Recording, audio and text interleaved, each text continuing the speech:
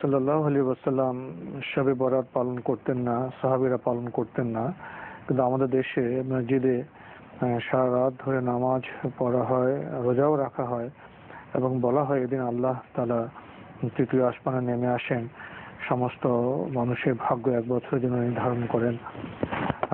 আলেমরাও এই বেদাতকে কেন এত ঘটা করে পালন করেন এসব বিষয়ে প্রশ্ন করেছেন আর কি। হ্যাঁ, এরপরে প্রশ্নটি শবে বরাত সম্পর্কে। তিনি বলেছেন যে রাসূলুল্লাহ পালন করেননি। হ্যাঁ, সত্য কথা বলেছেন।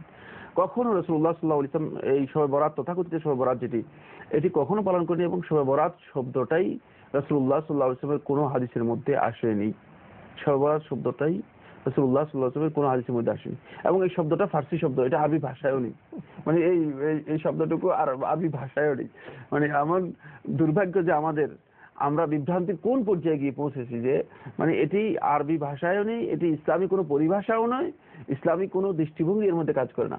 দ্বিতীয় নম্বর হচ্ছে সাহাবীরা কেউ, ঠিকই বলেছেন আপনি যে প্রশ্ন করেছেন, প্রশ্নের মধ্যেই উত্তর রয়েছে, সাহাবীরা কেউ এটি পালন করে নাই এবং তাবেঈনরা কেউ পালন করে নাই। ইমাম আবু হানিফা রাহমাতুল্লাহ আলাইহি, ইমাম শাফি রাহমাতুল্লাহ আলাইহি, ইমাম মালিক রাহমাতুল্লাহ আলাইহি, এক বছর ইমাম আহমদ ইবনে হাম্বল রাহমাতুল্লাহ আলাইহি, এই ইমামদের মধ্য থেকে আইমাতুল ইজতিহাদ যারা ছিলেন, যারা মুজতাহিদ ছিলেন, এরা কেউ পালন করেছেন কোন সনদের মাধ্যমে, কোন বর্ণনার মাধ্যমে, কোনো কিছুর মাধ্যমে সাব্যস্ত হয়েছে আমার জানা নেই। কোনো বর্ণনার মাধ্যমে সাব্যস্ত, তাদের জীবনী থেকে কেউ বর্ণনা দিতে পারবে না যে তাদের জীবনের মধ্যে তারা এটা পালন করেছেন, এটি সাব্যস্ত হয়েছে।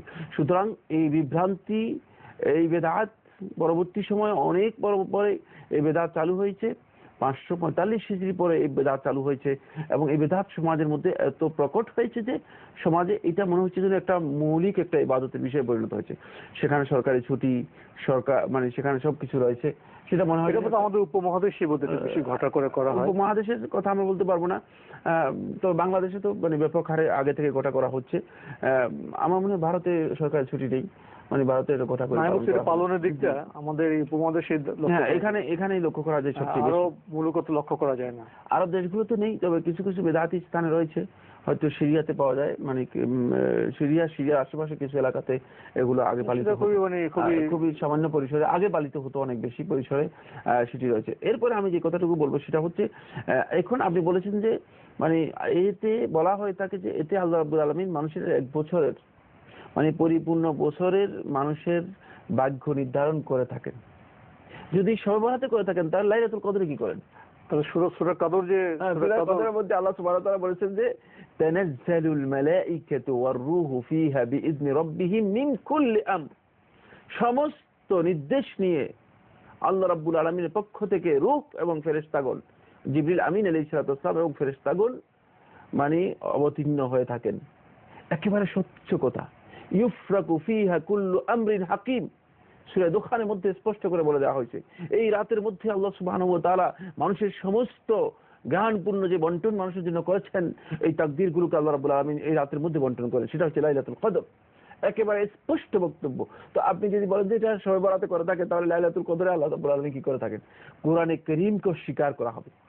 যদি কেউ এই কথা বলে থাকেন তাহলে তিনি বিশাল বিভ্রান্তির মধ্যে রয়েছেন, তিনি কোরআনে কারীমও বুঝেন নাই, রাসূলুল্লাহ সাল্লাল্লাহু আলাইহি ওয়াসাল্লামের হাদিসও বুঝেন নাই, সবচেয়ে বড় বিভ্রান্তির মধ্যে রয়েছেন।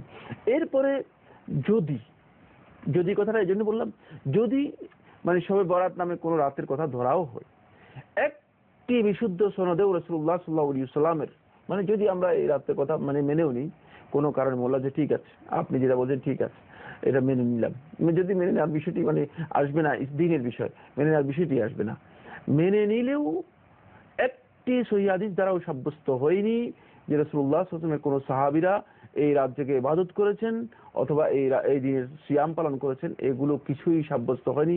এগুলো সবগুলো মিথ্যা বানাওয়া হাদিস।